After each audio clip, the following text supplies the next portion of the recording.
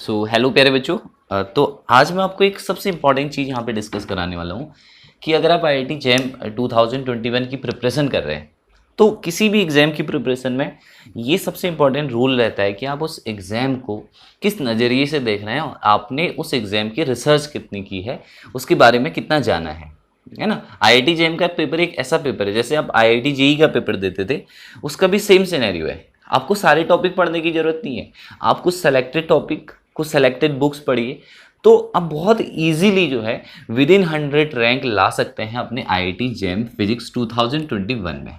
Okay, तो अगर आपको 60 प्लस स्कोर करना है तो कुछ ऐसे टॉपिक्स होते हैं जहां से यू नो दैट कि 100% जो है क्वेश्चन रिपीट होता है। अब ये टॉपिक आप कैसे पता कर सकते हैं कि किस टॉपिक से क्वेश्चन रिपीट हो रहा है, किससे नहीं हो रहा है। इस चीज़ को समझने के लिए आपको ये जानना पड़ेगा कि भाई प्रीवियस ईयर का पैटर्न क्या रहा है। तो आप एटलीस्ट 5 साल का 5 ईयर है ना क्वेश्चन पैटर्न को देखिए और 5 साल के क्वेश्चन पैटर्न को देखने के बाद आपको ये पता चल जाएगा कि इस टॉपिक से लगातार क्वेश्चन आ रहा है तो ये बहुत इंपॉर्टेंट टॉपिक और आगे सालों में भी इससे क्वेश्चन आएगा और प्रोबेबिलिटी जो है उसकी बहुत ज़्यादा होगी, है ना। तो ऐसे कुछ चुनिंदा टॉपिक होते हैं जहां से आईआईटी जेईई में हर साल क्वेश्चन आते हैं। जैसे केपलर लॉ से आप किसी भी ईयर देख लीजिए, किसी न किसी टाइप से क्वेश्चन आ रहा होता है। तो यही मैं चीज़ें आपको समझाऊंगा। तो ये आपकी जो लेक्चर सीरीज चलेगी, मैंने आपको पहले भी ग्रुप में बताया था कि इस सीरीज के अंदर मैं आपको मोस्ट इंपॉर्टेंट टॉपिक्स जो है उनको 1 बाय 1 डिस्कस कराऊंगा और कोशिश करेंगे कि आप फ्री में बहुत अच्छी क्वालिटी एजुकेशन आपके पास पहुंचे। इस सीरीज का मोटिव यही है कि जो बच्चे मेरे आईआईटी जेईई 2021 की तैयारी कर रहे हैं उनको बहुत अच्छा सा एक इनिशिएटिव मिले। बाकी आप अनअकैडमी प्लस पे मेरे साथ बहुत बेहतरीन ढंग से पूरे सिलेबस के लिए जुड़ सकते हैं। तो आईआईटी जेईई फिजिक्स के अगर मैं बारे में बात करूं तो सबसे जो पहला पेपर होता है वो हम मान लेते हैं मैथमेटिकल होता है ना। मैथमेटिकल मेथड्स जो होती है ना, एमएम आप इसको कह सकते हैं। मैथमेटिकल मेथड्स का एक पेपर होता है जिसमें आपको बेसिक, अगर मैथ्स आपकी ठीक ठाक है BSc first year second year की, तो आप बहुत इजीली इस पेपर को सॉल्व कर सकते हैं। देखिए इसमें कुछ इंपॉर्टेंट टॉपिक है, मैं बता दे रहा हूँ, उनको पढ़िएगा बहुत अच्छे से। मैं पढ़ाऊंगा, मतलब मैं स्टार्ट करूंगा यहीं से। Okay, you not need to bother about this. आप इसमें अगर वेक्टर बहुत प्यार से पढ़ लेते हैं, अगर आप इसमें मैट्रिक्स को बहुत अच्छे से पढ़ लेते हैं, है ना, और तीसरी चीज अगर आप इसमें डिफरेंशियल इक्वेशन बहुत अच्छे से पढ़ लेते हैं। डिफरेंशियल इक्वेशन, केवल 3 ही चीज बता रहा हूं मैं। मतलब मैथमेटिक्स से अगर 10 से 15 नंबर के क्वेश्चन आते हैं तो इन 3 टॉपिक से आपको 10 से 12 नंबर के क्वेश्चन मिल जाएंगे। बचे हुए जो 2-3 नंबर है वो बाकी के कॉम्प्लेक्स नंबर, फूरियर सीरीज, वहां से पूछे जाते हैं। तो ये 3 टॉपिक इस मैथमेटिकल फिजिक्स की जान है। मतलब यहां से बाहर आपने बहुत रेयर केसेस में क्वेश्चन देखा होगा। बेसिक वेक्टर से बहुत अच्छे क्वेश्चन आते हैं, मैट्रिक्स से क्वेश्चन आते हैं और डिफरेंशियल इक्वेशन से आते हैं। अगर ये 3 टॉपिक आपने मैथमेटिक्स के अंदर बहुत अच्छे से तैयार कर लिए तो आपकी मैथमेटिकल पूरी तैयार हो चुकी है। आपको कुछ और पढ़ने की जरूरत नहीं है मैथमेटिकल में, ठीक है। और ये मैं अपनी पर्सनल एक्सपीरियंस से बता रहा हूँ। जितने मैंने आईआईटी जेईई के आज तक के 2005 से लेके 2020 तक के पेपर एनालाइज किए, मैंने आपको प्रीवियस ईयर क्वेश्चन सॉल्यूशन कराया, उन सब का निचोड़ बता रहा हूँ मैं आपको कि ये पढ़ लेना आपको। सेकंड चीज आती है मैथमेटिकल फिजिक्स के बाद जो सेकंड पेपर है आपके पास, ठीक है, मैकेनिक्स है ना। मैकेनिक्स यानी कि जिसको आप क्लासिकल मैकेनिक्स कहते हैं, mechanics and general properties of matter. इसमें थोड़ा सी सारी चीजें है ना आपको देख के पढ़नी पड़ेंगी क्योंकि बहुत बड़ा सिलेबस है। जैसे मैं आपको सजेस्ट करूंगा कि इसके अंदर आपको क्या पढ़ना है, पहले तो आप बेसिक न्यूटोनियन फिजिक्स पढ़ लीजिए, है ना। बेसिक न्यूटोनियन फिजिक्स पढ़िए, है ना, ये हम पढ़ेंगे, मतलब इस टॉपिक से स्टार्ट करेंगे। दूसरी चीज हम यहाँ पे रोटेशन के बारे में डिस्कस करेंगे। रोटेशनल डायनेमिक पढ़ाऊंगा मैं आपको, या तुम डेली मेरी स्पेशल क्लास देख सकते हो 7 बजे से, रोटेशनल डायनेमिक अगर आपको पढ़ना है। तीसरी चीज आपको यहाँ पे जो पढ़नी पड़ेगी वो ग्रेविटेशन पढ़नी पड़ेगी, है ना। ग्रेविटेशन के कॉन्सेप्ट पढ़ने पड़ेंगे जहां से पैटर्न क्वेश्चन आता है मतलब। और जो चौथी चीज है वो मैं आपको समझा देता हूँ। फ्लूइड डायनेमिक के अंदर बर्नौलीज इक्वेशन, है ना, बर्नौलीज इक्वेशन अगर आपने पढ़ ली फ्लूइड डायनेमिक के अंदर तो काम हो गया। इसके अलावा कुछ नहीं पढ़ने की जरूरत है भैया। ये 4 टॉपिक आप प्यार से पढ़ लीजिए मैकेनिक्स के अंदर, तो मुझे लगता है कि आपकी मैकेनिक्स जो है वो बहुत अच्छे से कंप्लीट हो जाएगी, क्लियर हो जाएगी। इनसे बाहर क्वेश्चन नहीं आएगा, मतलब आएगा भी तो 1-2 नंबर क्वेश्चन छूट जाएगा, पर मोस्ट ऑफ द पार्ट 90 से 95% हिस्सा जो है मैकेनिक्स का वो यहीं से आता है, ठीक है। चलिए फिर अगले पेपर के बारे में बात करते हैं। ऐसे ही आपके पास 8 पेपर है, तो अगर आपने 8 पेपर में से जो मैं टॉपिक आपको बता रहा हूँ वो टॉपिक अगर आपने पढ़ लिए ना तो समझ लो आपका आईआईटी जेईई में जो सिलेक्शन है वो 100% है। फिर तीसरी चीज वेव एंड ऑक्सीलेशन, है ना, वेव एंड ऑप्टिक्स कह देते हैं इसको, ऑक्सीलेशन एंड वेव इसका एक पार्ट है, एंड ऑप्टिक्स, ये पेपर है आपके पास। वेव के अंदर क्या पढ़ना है, ध्यान समझिएगा, डिफरेंशियल इक्वेशन यानी कि सिंपल हार्मोनिक, सिंपल है ना, हार्मोनिक मोशन, उससे रिलेवेंट चीजें, harmonic motion, simple harmonic motion, उसके टाइप, मतलब पेंडुलम पढ़ लेना है यहाँ पे, जितने टाइप के पेंडुलम होते हैं, चाहे सिंपल पेंडुलम है, टोरोजनल पेंडुलम है, कंपाउंड पेंडुलम है, पहली चीज ये पढ़ लेनी है आपको, ठीक है, सिंपल पेंडुलम यानी कि सिंपल हार्मोनिक मोशन से। दूसरी चीज पढ़ लेनी है superposition of wave, super position of wave यानी कि वेव जब आप पढ़ोगे, ऑक्सीलेशन जब पढ़ोगे, है ना, वेव के अंदर क्या पढ़ना है, superposition of wave and Lissajous figure, है ना, लिसार्जियस फिगर पढ़ लेना है यहाँ पे, क्योंकि यहीं से क्वेश्चन आएगा। और अगर आप पढ़ोगे तो तीसरी चीज यहाँ पे डैम्पिंग पढ़ लेंगे, क्योंकि कभी कभी मैंने देखा है कि डैम्पिंग से भी बहुत क्वेश्चन आया, डैम्प्ड हार्मोनिक ऑक्सीलेशन। तो ये 3 टॉपिक हम पढ़ेंगे वेव एंड ऑक्सीलेशन के अंदर। ऑप्टिक्स के अंदर बताऊं तो ऑप्टिक्स के अंदर बेसिक पे रहिए, बेसिक से आगे कुछ नहीं पूछ रहा है ऑप्टिक्स के अंदर, बेसिक ऑप्टिक्स, है ना, बेसिक ऑप्टिक्स का मतलब है 10th + 2 की ऑप्टिक्स। यहाँ पे लेंस मेकर फॉर्मूला आ जाएगा आपके पास, पोलराइजेशन आएगा, इलेप्टिकली पोलराइज लाइट क्या होती है, सर्कुलरली पोलराइज क्या होती है, रेले क्राइटेरिया क्या होता है, अलग अलग चीजें, है ना, फेज वेलोसिटी, ग्रुप वेलोसिटी। एक और चीज है यहाँ पे जो दूसरी चीज ऑप्टिक्स के अंदर आपको पढ़नी है, वो पढ़नी है फेज एंड ग्रुप वेलोसिटी, या एसएचएम के अंदर ही पूछ सकते हो ग्रुप वेलोसिटी। ये अगर आपने इतने सारे टॉपिक इस वेव एंड ऑक्सीलेशन के अंदर आपने बहुत अच्छे से पढ़ लिए हैं, तो फिर आपको बॉदर नहीं करना है इस पेपर के लिए, वेव एंड ऑक्सीलेशन के लिए फिर घबराने की जरूरत नहीं है, फिर कंप्लीट हो गया वेव एंड ऑप्टिक्स, इससे बाहर नहीं आएगा। ठीक है बाबू, चलिए इसको हटा देते हैं, ये सारे टॉपिक नोट कर लीजिए, मैं सारे टॉपिक 1 बाय 1 आपको कवर कराऊंगा, है ना, each and every topic should be covered in this lecture series in YouTube. बस आपको एक काम करना है कि आपको चैनल को सब्सक्राइब कर लेना है और जो बेल आइकन है उसको प्रेस कर देना है। क्यों? क्योंकि ताकि जब मैं वीडियो अपलोड करूं तो आपको नोटिफिकेशन मिले, या मैं लाइव आऊं तो आपको नोटिफिकेशन मिले, ये इंपॉर्टेंट चीज है, ठीक है। चलिए फिर आती है आपके पास जो 4th पेपर है, वो आती है KTG, kinetic theory of gas and thermo, है ना, थर्मोडायनेमिक।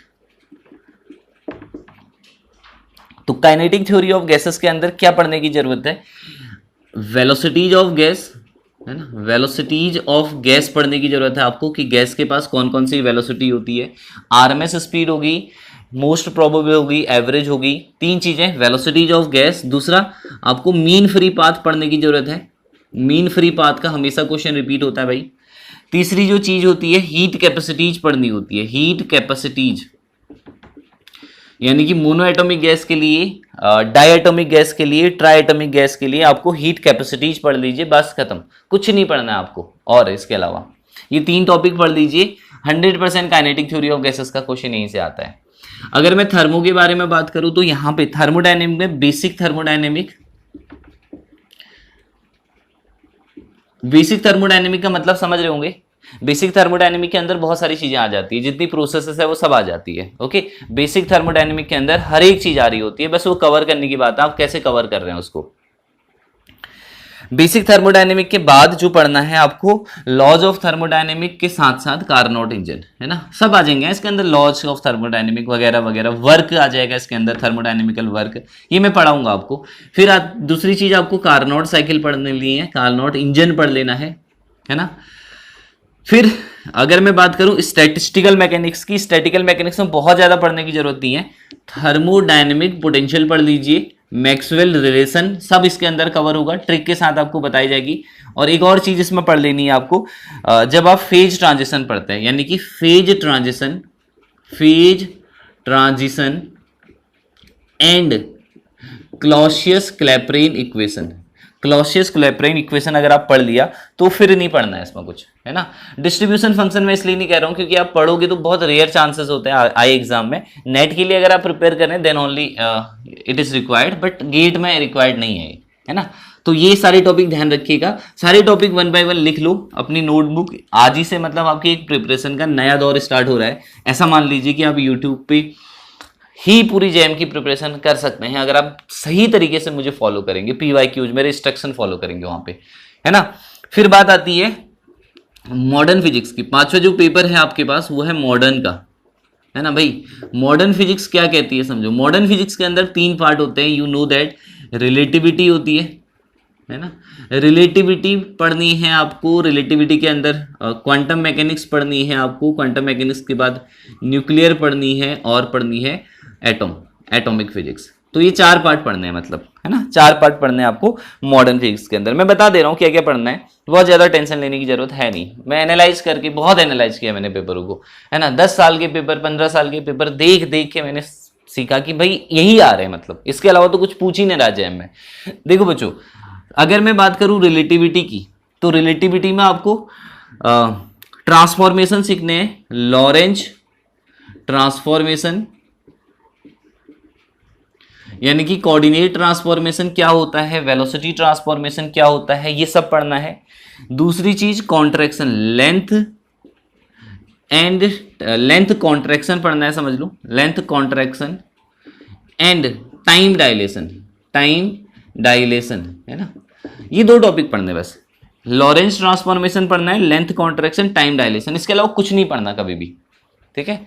हो सकता है डॉपलर इफेक्ट पढ़ लो, क्योंकि ऑप्टिक्स में मैंने छोड़ दिया डॉपलर इफेक्ट, तो यहां आप डॉपलर इफेक्ट पढ़ सकते हो, क्योंकि ऑप्टिक्स में पढ़ना पड़ेगा आपको, डॉपलर इफेक्ट पढ़ना पड़ेगा, ये टॉपिक मिस हो गया। डॉपलर इफेक्ट से क्वेश्चन बहुत बार पूछता है, तो आप डॉपलर इफेक्ट पढ़ सकते हैं, धूमधाम से पढ़ सकते हैं, मजे से पढ़ सकते हैं, बहुत ईजी है, मजा भी आएगा आपको पढ़ने में, बहुत मजा आने वाला आपको सीरीज में, ठीक है। ये कंटिन्यू रहेगी, अगर आपका रिस्पॉन्स जो है बहुत बेहतरीन रहा तो ये पक्का जो सीरीज है मैं कंप्लीट करूंगा 2021 जैम तक। तो लॉरेंज ट्रांसफॉर्मेशन हो गया, लेंथ कॉन्ट्रैक्शन हो गया, टाइम डायलेशन हो गया, डॉपलर इफेक्ट हो गया, है ना, ये पढ़ने हैं रिलेटिविटी के अंदर। क्वांटम मैकेनिक्स के बारे में बात करें, देखो बाबू, क्वांटम मैकेनिक्स के अंदर पढ़ना है आपको बेसिक क्वांटम मैकेनिक्स क्या होती है, मतलब फोटो इलेक्ट्रिक इफेक्ट पढ़ना है, एंड कॉम्पटन इफेक्ट, ये तो बहुत ही जरूरी है, 100% गारंटी कह सकता हूं कि यहां से क्वेश्चन आएगा जैम में इस टॉपिक से, फोटो इलेक्ट्रिक इफेक्ट और कॉम्पटन इफेक्ट से। दूसरी चीज जो आपको पढ़नी है वो ध्यान रखिए, यूज ऑफ श्रोडिंगर इक्वेशन, यानी कि एक्सपेक्टेशन वैल्यू एंड प्रोबेबिलिटी